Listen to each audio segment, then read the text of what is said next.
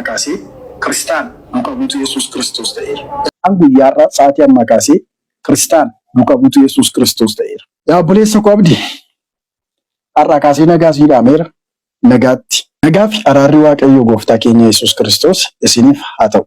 Islaamummaan naga'eera. Akkuma beekamu obboleessa kiyyaa Abdii Raggaasaa duukaa uummanni Islaamaa alaaf keessa jiru itti dadhabdanii gatii guddaa kanfaltanii hanga guyyaa har'aatti aarsaa isinirraa barbaachisu kanfaltanii akka inni yaalamee lubbuudhaan jiraachuu danda'u carraa laattaniitu. Gamanumaan hawaasni Musliimaa bal'aan bakka jirtanitti galatoomaa jechuun barbaada. Egaa akkuma beekamu immoo duulaa obboleessa keenya Abdii Raggaasaa irratti geggeeffamaa jiru utuu inni madaasaa qullaasaa haadha isaatti argisiisuu kan hin dandeenye baasee uummata duratti kumaan kan lakkaaman duratti kunoona dhukkubaa jira jedhee utuu argisiisuu madaasaa dhukkubbiisaa miidhamasaa namni hubachuuf dadhabuudhaan qooda madaa mucaa kanaa qooda saayikoo mucaa kanaa eeguu irratti duuluudhaan irra darbame immoo nu fayyadamu jechuudhaan duulli godhamaa jiru waan qalbii nama cabsuuf nama qaaneffachiisudha. Gatiin Abdii Raggaasaa miliyoona 16 qofaadha. Akkaataa hojii isaatti miliyoona 16 miti biliyoonni 16 itti xiqqaata. Masjida ijaaruu amantii kana beeksisuu garee shaadaa jabeessuuf ijaaruu keessatti namoota rakkatan gargaaruu fi namoota immoo gara islaamummaatti waamuutti kanaan dura kan turan caalaa jabaatee lubbuusaa aarsaa godhee hojjetee ari'atamaa jibbamaa hidhamuudhaaf barbaadamaa baqataa ta'ee biyya itti dhalate keessatti sababii amantii kanaa akka inni jiraataa ture namni quba hin qabne hin jiru. Haa ta'uyyuu malee yeroo ammaa kanatti garuu qoodi abdiif galatni abdii maal ta'ee jira? Duula irratti banuu ta'ee jira. Egaa anis gara obboleessa koo abdiitti dabalamee ergan dhufe qoodi abdii irra ga'ee anallee qaqqabaa akka jiru namooti hedduun quba qabdu. Jaalalliif kabajni isin biraa qabnu kanaan ergi hin deebiti taate hanga guyyaa har'aatti wanti nu wal biraa qabnu yoo jiraate obbolummaa Islaamummaati. Islaamummaa keessatti illee ergi wal irratti duuluun anarrattis obboleessa koo irratti duuluun hanga kana jabaatee itti fufa ta'e otoo gondaan hin dhufiin daaraa sararatu akkuma Oromoon jedhu otoo kan kana caaluu hin dhufiin malachuun immoo dirqama kooti. Kanaaf waa walitti qabnu immoo Islaamummaa waa wal harkaa qabnus Islaamummaa kunoo Islaamummaa keessan isiniif deebiseen jira. An guyyaa har'aa sa'aatii ammaa kaasee Kiristaan duukaa buutuu Yesuus Kiristoos ta'eera. Keessattuu immoo wanti nama gubuuf wanti nama bobeessu yoo jiraate mucaa du'aaf jireenya gidduu jiru kunoo jedhee dhukkubbii isaa miidiyaa guddaatti utuu baasee argisiisaa jiru xinnaa guddaan utuu miidhama isaa ilaalaa jiru lubbuu isaa mootuu dhufnee keessatti eegaa jirru intala kaleessa lafa inni ciisaa jirutti wajjin nyaataa wajjin dhugaa oolanii galgala galanii utuu nagaa wajjin ciisaa jiranii biraa kaatee zayitii itti naqxee lubbuu mucaa kanaa balleessuudhaaf immoo billaa qabattee irra dhaabbattee ol deebitee daa'ima isaa ajjeesuudhaaf jennaan warri ollaa jiran dhufanii irraa baasanii meeshaa sagalee qabu yookaan shugguxiidhaanii dubartii daa'ima isaa ajjeesuudhaaf duukaa fiigaa turte kana dhugaa ishee barbaanna jettanii namoonni sagalee ta'aafii jirtanii isin hundi keessan anaaf nafsi gadaa'idha.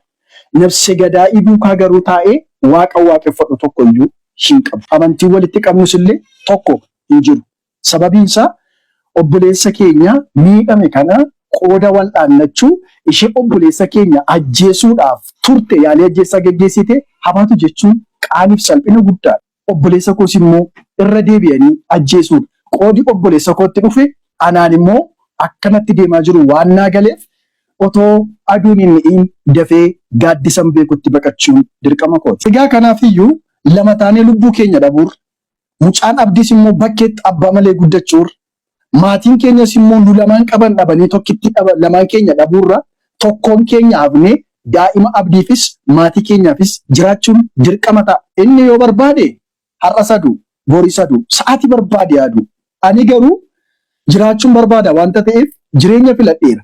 Abdii Raggaasaatiif wanta naamu yoo jiraate yeroo barbaadde du'uun mirga keeti. Akka barbaaddeettis du'uun mirga keeti. Waa lama bichaan sii dhaamuu barbaada. Tokkoffaa wanti sirratti duulamaa jiru gandummaa akka inni ta'e bareechi beeki. Dirqama si birmachuudhaaf si dhaabbachuudhaaf Adaamaa ta'uu hin qabdu, Arsii ta'uu hin qabdu, Baalee ta'uu hin qabdu, bakka biraa ta'uu hin qabdu. Duulli sirratti banamte kun duulichi duula gandummaati malee duula biraa akka isheen hin taane akkam beekutti akka naa galetti kanan si dhaamuu barbaada. Inni lammaffaaf inni dhumaa boor rakkoo yoo sirra ga'e waan ani irra deddeebi'e yeroo hundumaa sitti himaa ture itti gaafatamaa wabii lubbuu keetiitii yeroo hundumaa namni si sodaatu boriilee lubbuu kee namni balleessu Haayider Abdii Bilisummaa fi maqaa garee shaadaatiin biyya keessa kan socho'aa jiran gaaddidduu garee shaadaa jala dhokatanii maqaa garee shaadaa jala dhokatanii namoonni socho'aa jiran siifis maatii keefis lubbuu keefis baay'ee namoota sodaachisoo akka isaan ta'anan bareechee sitti nu barbaada. Lafa deemtutti of eeggannoo jabeessi. Dhugaa jirtu miidiyaadhaaf ragaadhaan walitti deebina. Nagaan turaa nageenyi rabbi isinirraa jiraatu uummata koo uummata islaamaa macha hundumaa hunda keessan jaalala guddaa kabaja guddaan isinii qabaa isiniin jaalladhaa. I love you. Kiristaanonni kan kaleessa wajjiniin waaqayyo waaqeffataa turre wajjin tajaajilaa turre maxxansa garaagaraa maxxansuu viidiyoo garaagaraa waraabuu miira keessa galuudhaan wallaalummaa kiyyaan yookaan miira kiyyaan waan balleesseef isin mufachiisu yoo jiraate bakka jirtanitti alaaf keessaa kiristaanonni hundumtuu dhiifama akkanaaf gootan maqaa waaqayyoo isiniin kadhadha. Ciao. Gadi bahee dhiifama nu gaafachuu qaba. Wallahi ummanni keenya warri nu arrabsan hundi gabbaatanii dhiifama nu gaafachuu qabdan.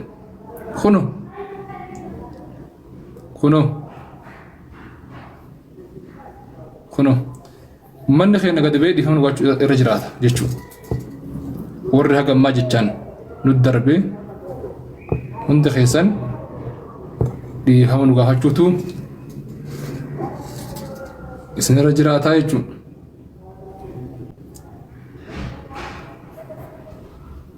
Tamalkas miti.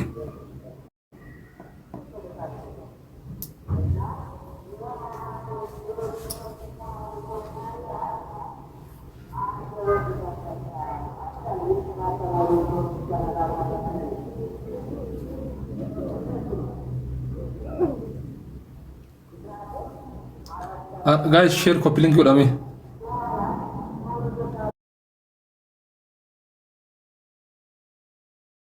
Share copy link godha.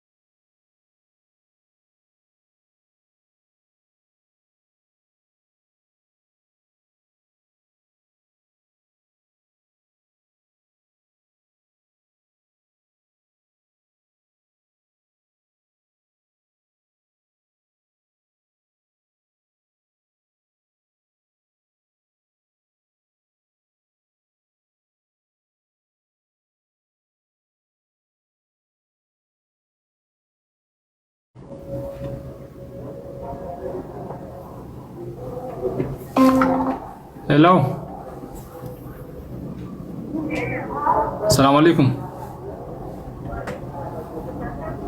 Isi jirta sibilu di mazrida. Maka ayo sete bod sidi bisa koy library jira. Ma. Dawali sirki sidin.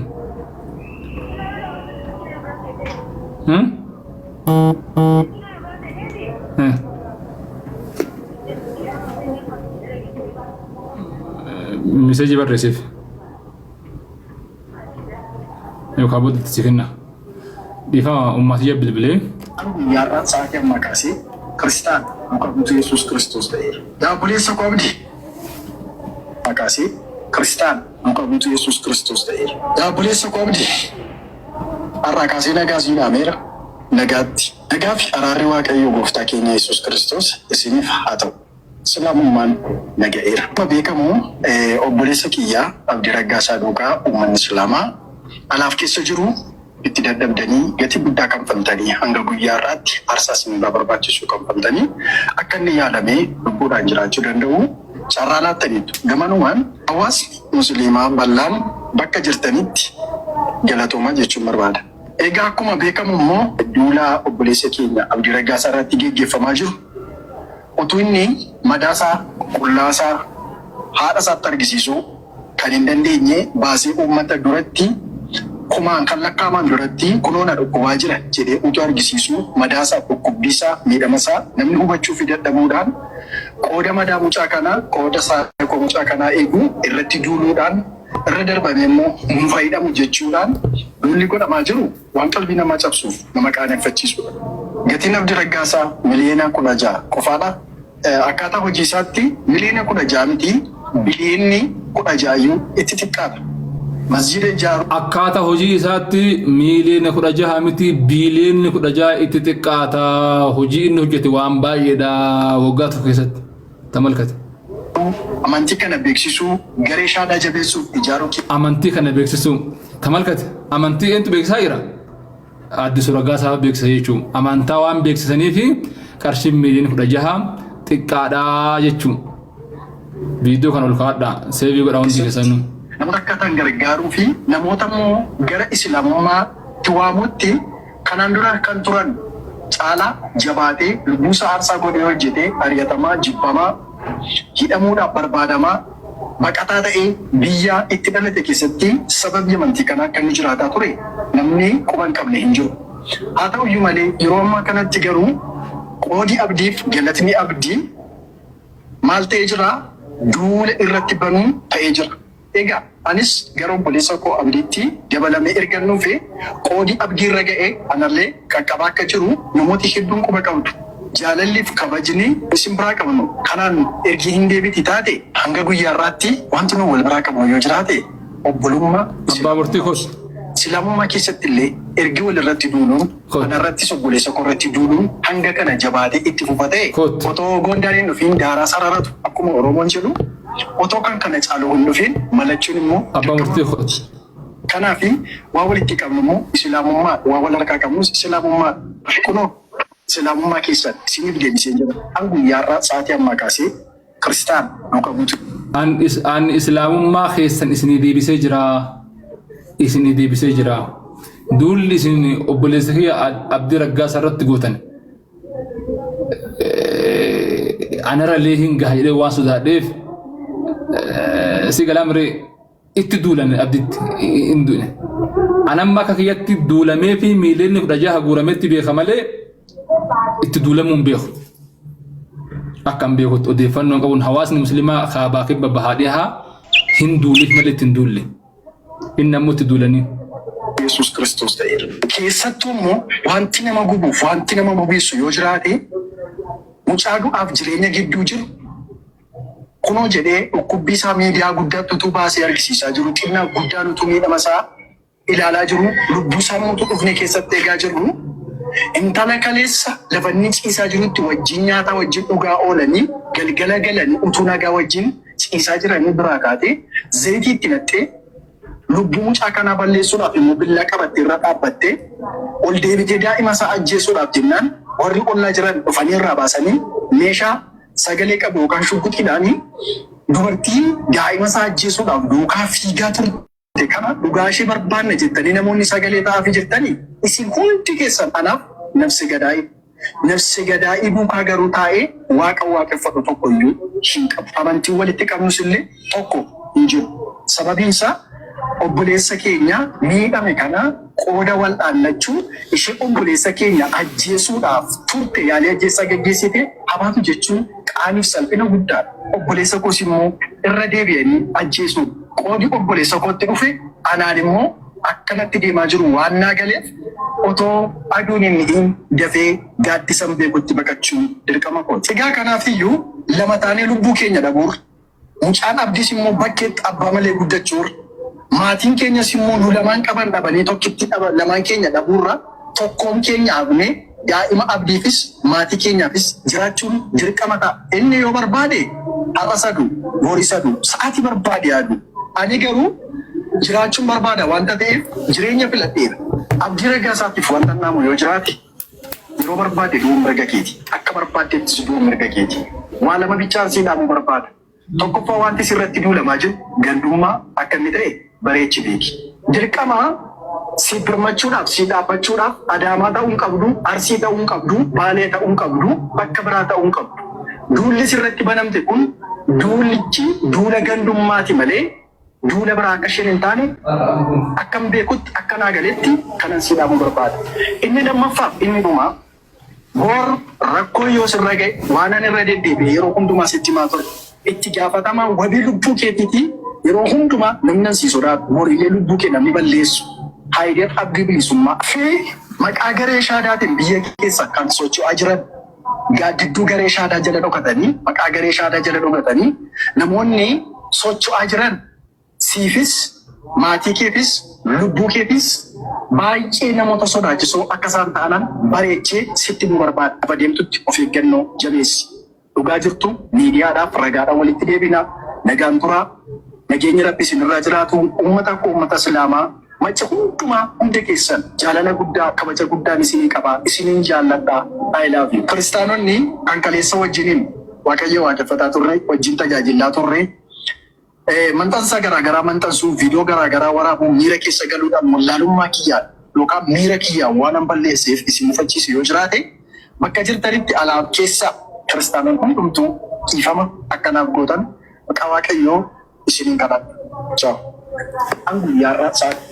Dhageettanii mira jiran Yaasin abbaa fayyaa ani namni lubbuu eeguu Haydar Abdii bilisummaatii jechaa jira. Eenyu Addisuun Raggaasaadha. Ani amma waa isiniif hima. Viidiyoo kana waraabbadha. Mucaan kun jarri kuni maqa balleessi amantaa kana gochuudhaaf lubbuufillee balleessuun danda'an jedhee shakkaan akka kiyyattan. Ani isinitti himee jiran bargita kana dhageenye beeka. Mucaan kun akka amma deemaa jiruun abdii ajjeesee ummata musliimaatti quba qabu deema.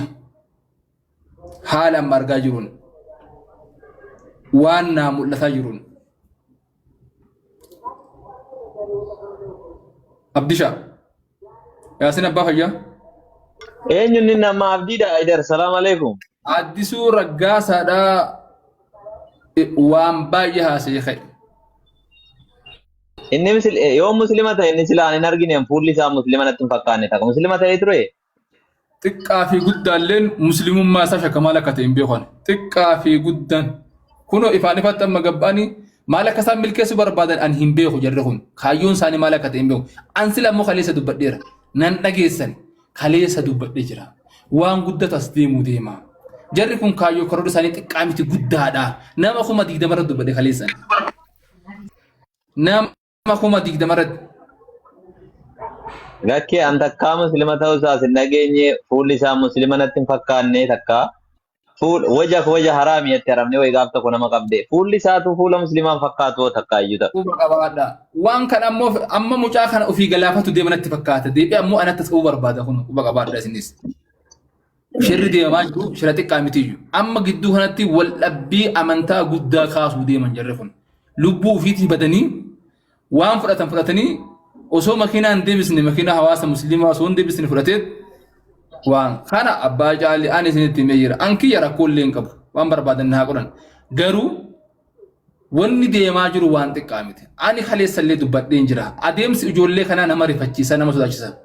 كدبر وان تيف وان أمان بودا درك ما خيسني أبا جالي ياسين أبا فيا أبا مرتي إيجا تكون إيجا را اتفوفا يا دخسن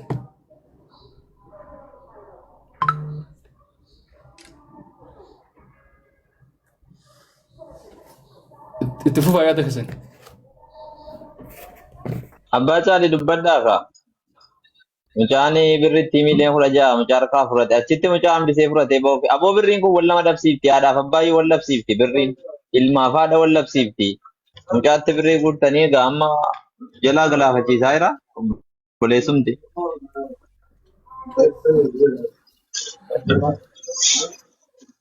Fokkisni Oromoo.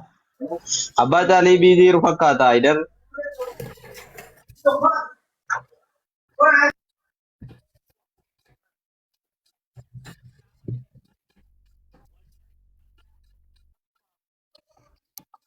sagaleen keessan hin jiru.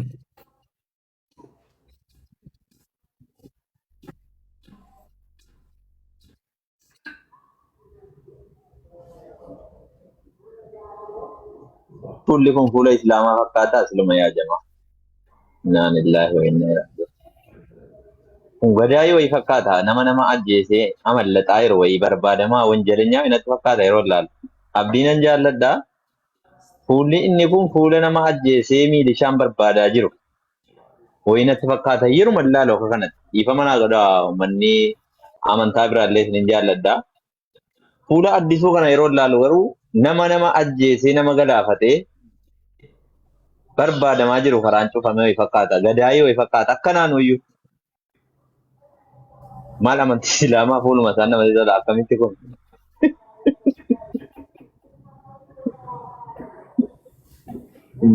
Mee bani Haydar?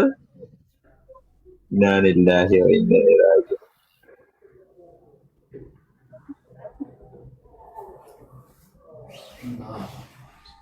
Makiinaa nurraa fuudhanii waa meeqa sabasabanii kaa'anii ana nagayeera baay'ee jedhee bohuun dhufee teekinooloojii asitti nu godhe.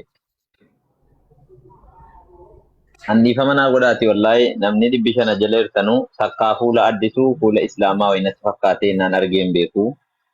Fuulli isaa kun na sodaachisaa siluma wayii waan booksiidhaan jaramatu hayaa jedhamanii amboo keessatti ijaaraman sana natti fakkaata fuulli isaa jara keessaa.